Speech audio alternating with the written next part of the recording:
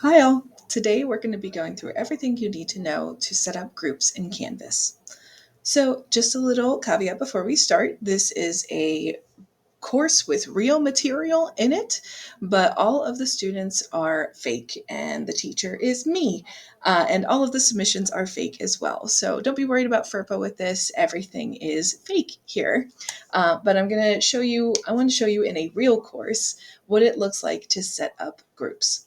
So if you want to set up groups for group work in your Canvas, the first place you want to go is into your People page.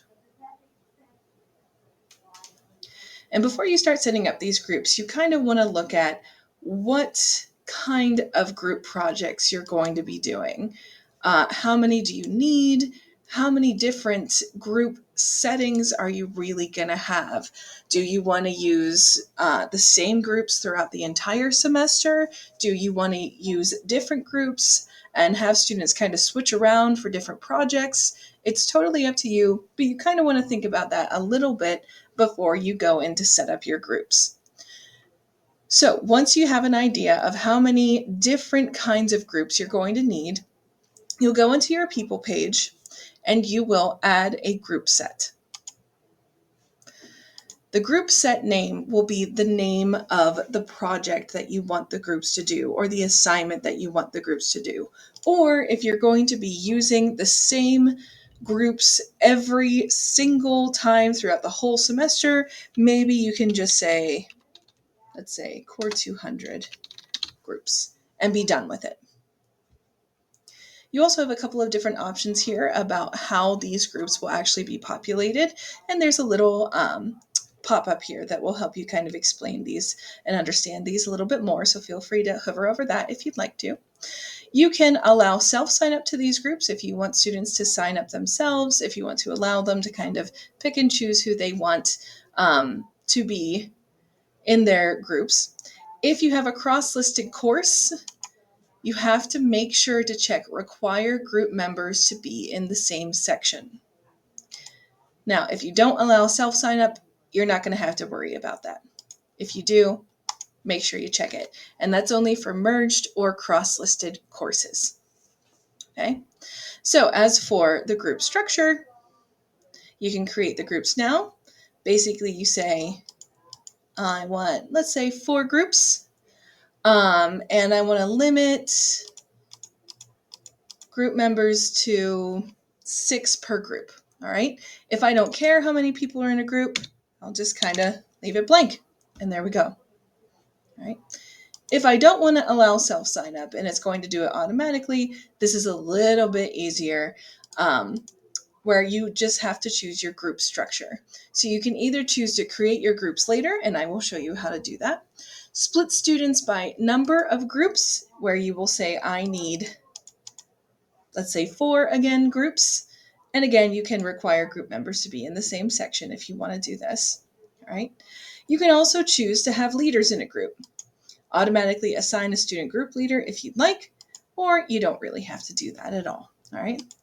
You can also have Canvas automatically split up the number of students per group. So if you say, I don't care how many groups I have, as long as there's 3 people in each group.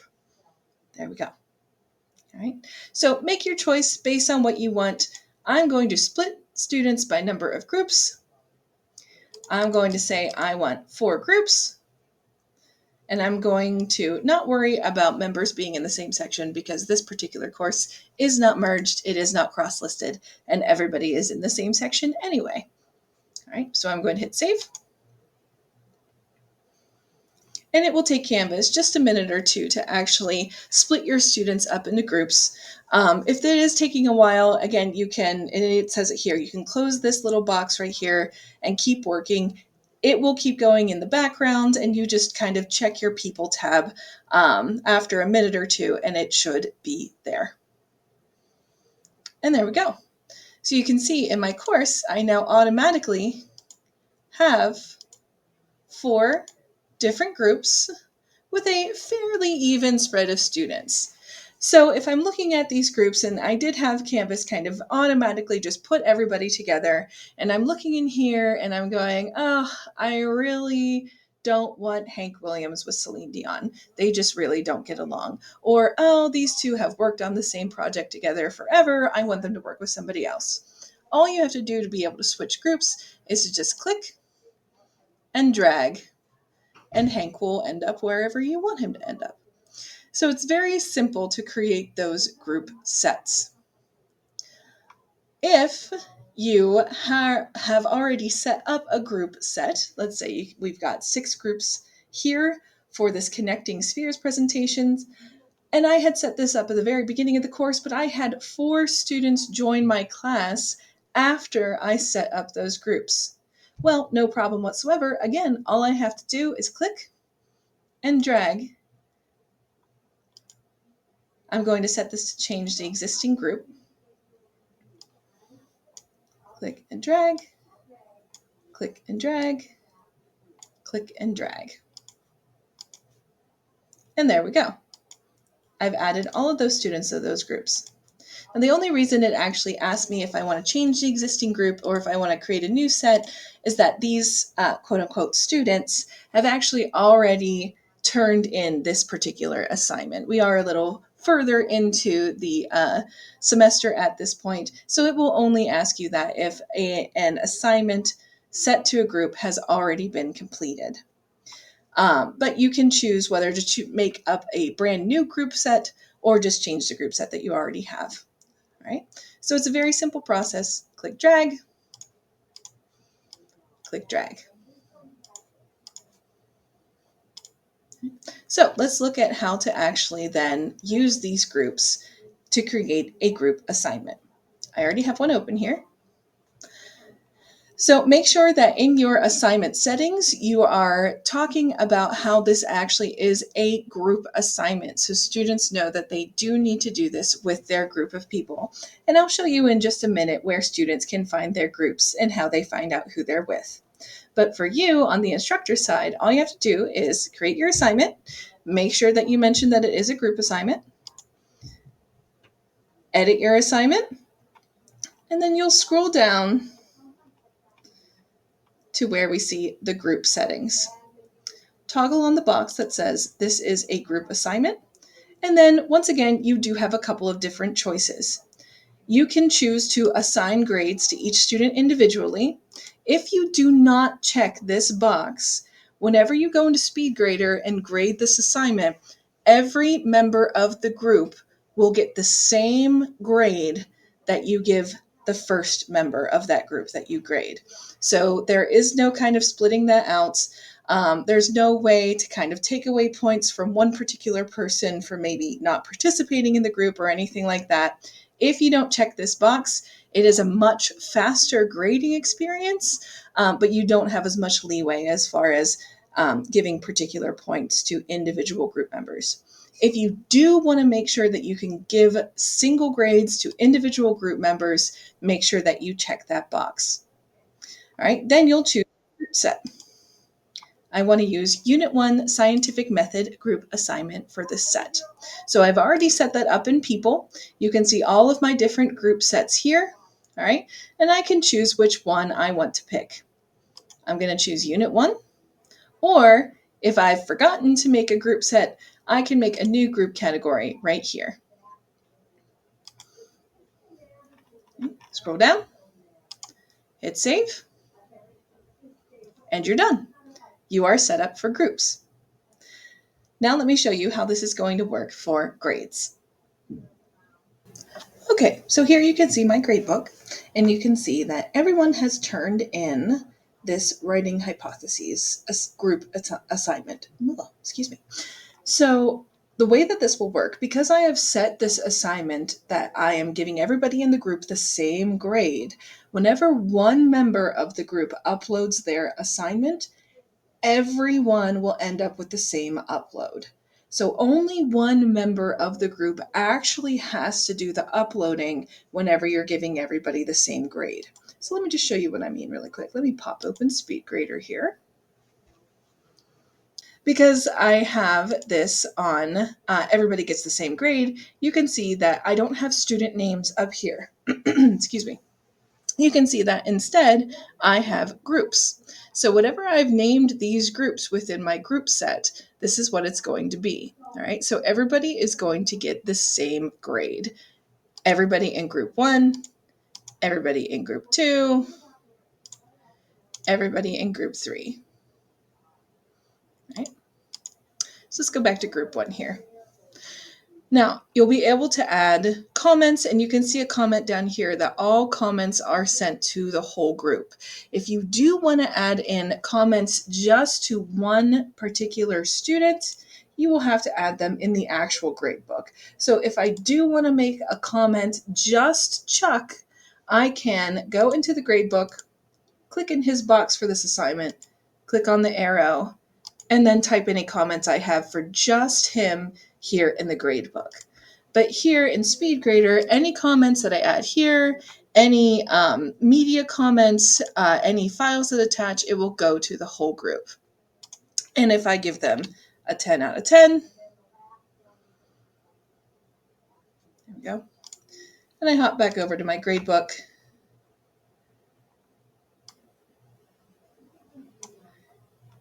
it will pop up as only the people within group 1. Here's Hank, here's Elton, here's Benson and David.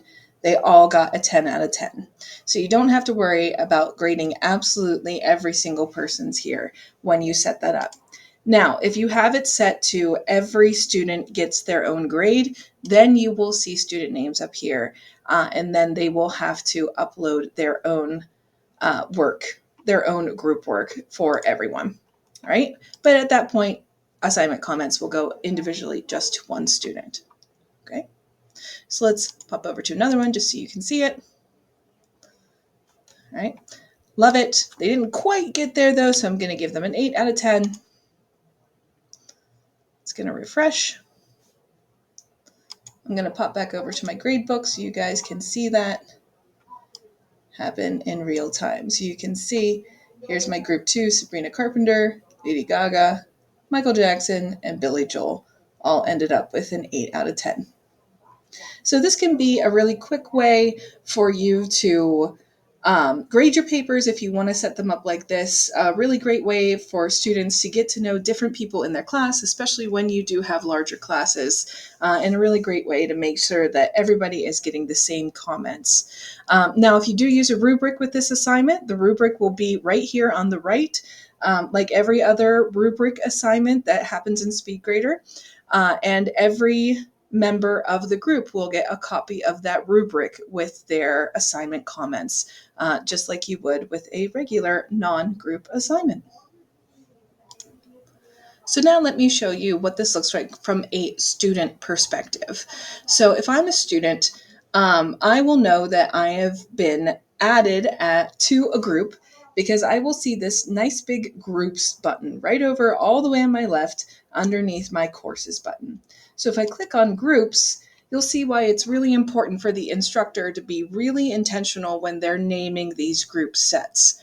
So, it might not want to say group 1 for the group, but unit 1 scientific method group assignment 5. Oh, that's so specific. I know exactly what assignment that goes with. I know exactly what I'm supposed to be doing here. So if I do click on this, I'll get my own personal little page here. Whenever my group is active within this assignment or discussion, or whatever you, the instructor, have set as a group, I will see any recent activity that's going on in these things. I'll see it when my group leader uploads the assignment. I'll see it when any of my fellow group members have added to a discussion. There are also announcements here that students can add announcements themselves to their group members, maybe to say, hey guys, I had a really great idea for this project, or hey guys, this is due in 2 days and we haven't actually done anything yet. Right? Within Pages, they can create pages in here to help them kind of set up this group. Maybe if this is a really long group project, let's say it's maybe a research paper or maybe a case study that's a really big thing. They can create pages that can help them to kind of organize their data. Maybe they'll create a page for, hey, David, you're going to do our references page. Michelle, you're going to do our introduction page. Maybe everybody can have their own little space. And you can also see the people who are in your group. And here you can click on these people. And if they've actually filled out their Canvas profile, you could see how to contact them here. All right. There's also discussions that they can create within their groups. They can add files.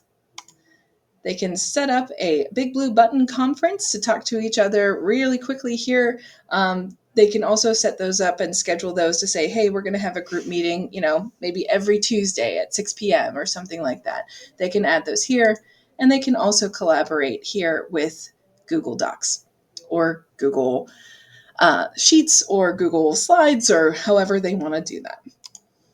So this is a really fantastic thing for students, and it's a really great way to get them working together and get them kind of independently planning out things. There's a lot of tools for them here. But it's also a good reminder as to why we as the instructors have to really be intentional when we're naming these things. All right. If you guys have any other questions on groups, I'm always happy to help. Reach out to me if you have any questions, and happy building.